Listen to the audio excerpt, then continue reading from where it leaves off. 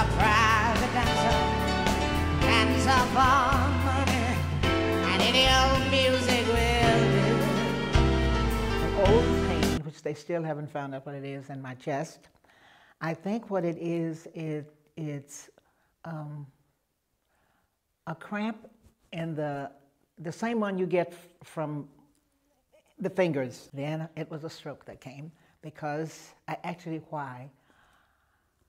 The stroke was why. I don't know why the stroke was. I think I had overdone something, some kind of way, but I went to hospital to find out what this cramping sensation was, and they put me on the table for MRI, we call it, and they said the blood pressure went up.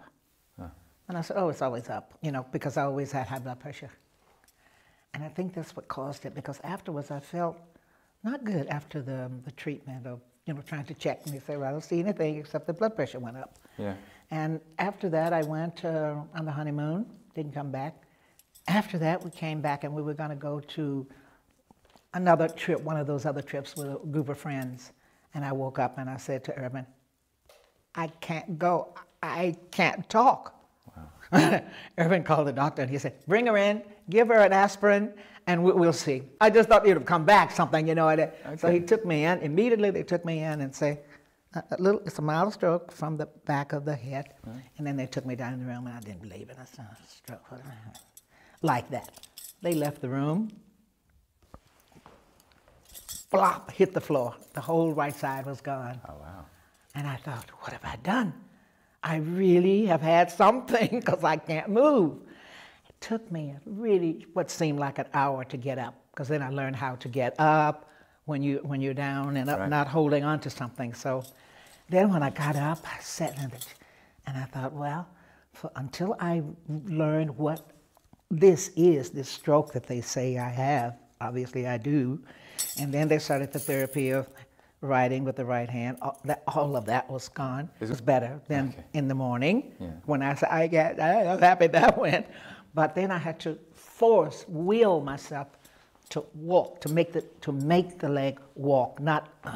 So then I used all of my willpower I wanted to get back like I was. I didn't believe, you know, I thought I was the ultimate person to fix things. Right. So they said, well, how you do that, don't give in to it, it'll come back.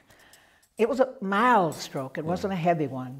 You know, actually I had retired. I haven't actually tried to sing since, but I'm sure I can. I still sing, but it does affect the singing, doesn't it? I was going to ask you next, can you sing? No, I think I can sing. The talking is the same, except I think I don't talk quite as quick.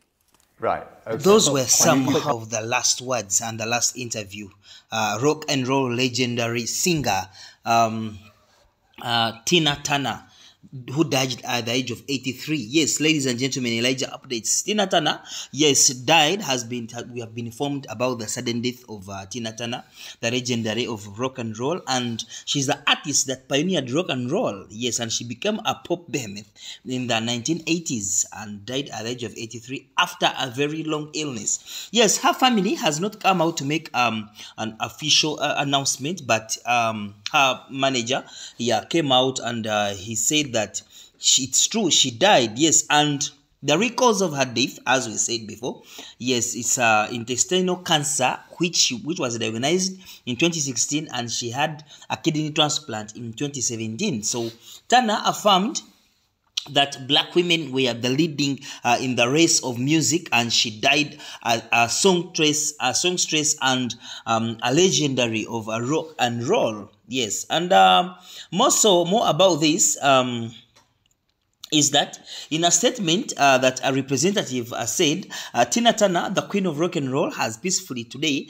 at the age of 83, died after a long illness in her home in Kusnacht, near Zurich, Switzerland. With her, the world loses a music legend and a role model.